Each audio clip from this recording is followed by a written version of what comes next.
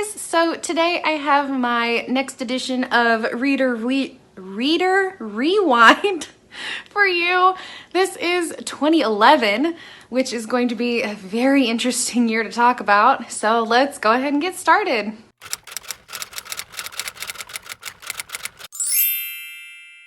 Okay, so some really random major events that happened to me in 2011. I was a junior in high school. I still worked at the zoo. I played volleyball for my school team. I actually broke up with the boyfriend I had had since 8th grade. So 3.5 years just gone. I think he and I were more like just needing a companion than we were actually like dating. So it was actually a really easy split. I think our parents actually took it harder than we did just because we were getting so used to seeing each other all the time. And then I never really had another long-term relationship until Alan. So if that doesn't define my dating life, I don't know what does. Also, I got my third piercing, which you can see is still a hole. It's this one right here. But I don't have anything in it right now because I'm actually waiting on that hole to close up. But anyway, so that was a big thing in my life. Also, I was in the production of Leaving Iowa that my school did. I actually had like 50 to 70 lines. So I was actually needed pretty much for most of it, just backstage. I didn't have to just hang out like I did last time, which was pretty exciting. As far as music tastes go, it was kind of all over the place. I had really gotten into Coldplay and 303 and Deadmau5, and then I really liked the Beatles and the Monkees. And my musical tastes were all over the place in high school. Oh, I actually really liked Weird Al at the same time. Like, I'm a big Weird Al fan, and it all started in high school. I think 2011 was actually the first year that I went to a Weird Al concert too, if I'm not mistaken. I'll have to fact check that, but I've been to 2, and I'm pretty sure 2011 was the first one. As far as movies and TV goes, I don't really think I was watching very much on TV or movies really. I really liked the SpongeBob movie. That was pretty much the only movie I would watch. So you can tell I was a really mature 17-year-old. I did fall in love with what is still my #1 TV show of all time, Scrubs.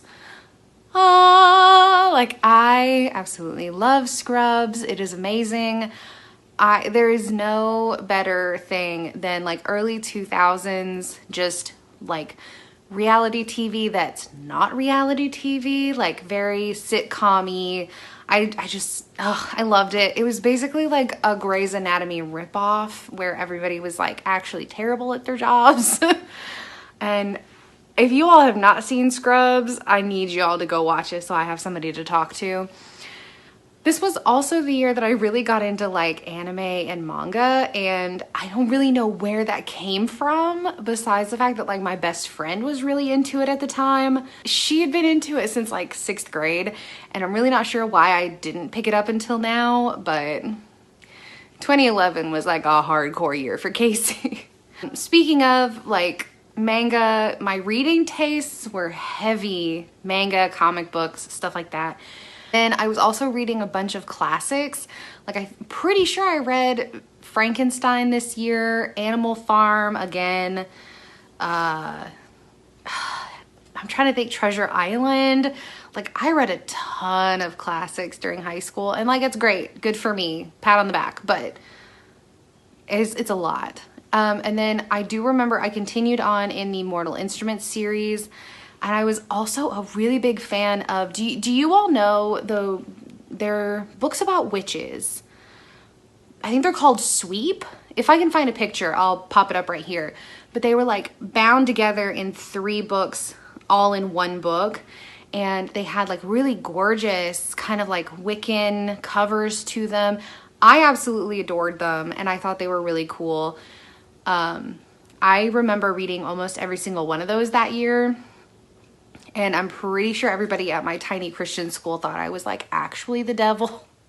Also changed my hairstyle like every other week. So I was a lot. I was a lot at the teeny tiny school. This was also the same year that I fell in love with Beautiful Creatures, and we're just not going to talk about that because that's an embarrassing time in my life. But anyway, I don't know. 2011 is like the year of big things for me as far as like emotionally, because I did dump that boyfriend, or not dump. We kind of had a mutual breakup. But it really made me realize that like I had gotten comfortable in the way that I was, and I really started experimenting with makeup and my hair and like what kind of clothing I got away with at school, and talking to guys that I normally wouldn't have talked to because I was single. And yeah, it was a pretty interesting year for me. I definitely grew in my relationship with my like best friend, the love of my life, Jessica. She and I really started to form a bond in 2011, which I really appreciate. If I can find any pictures of myself in 2011, which I'm sure there's plenty, but I'll pop them up right here, just as I'm talking. But yeah, 2011 was a big like experimental year for me, so good on Casey, but it was still a really awkward year just because I was in the middle of this like, hey, if I'm gonna do this, I'm gonna go all the way and just be super weird. And this is why I didn't have a whole bunch of friends in high school. Like I was friendly to everyone and everybody was friendly to me. Well, not everybody, but like you understand what I mean. But like I wouldn't necessarily call everybody a friend, if that makes sense. So yeah, 2011 was an interesting year for me.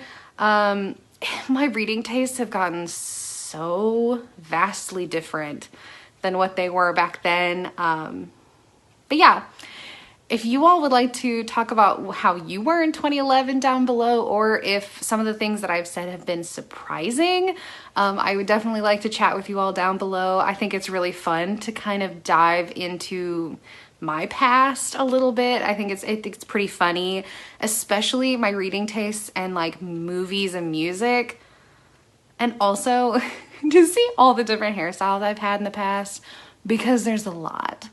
But anyway, please do not forget to like, comment, and subscribe, and I will see you all next time. Bye!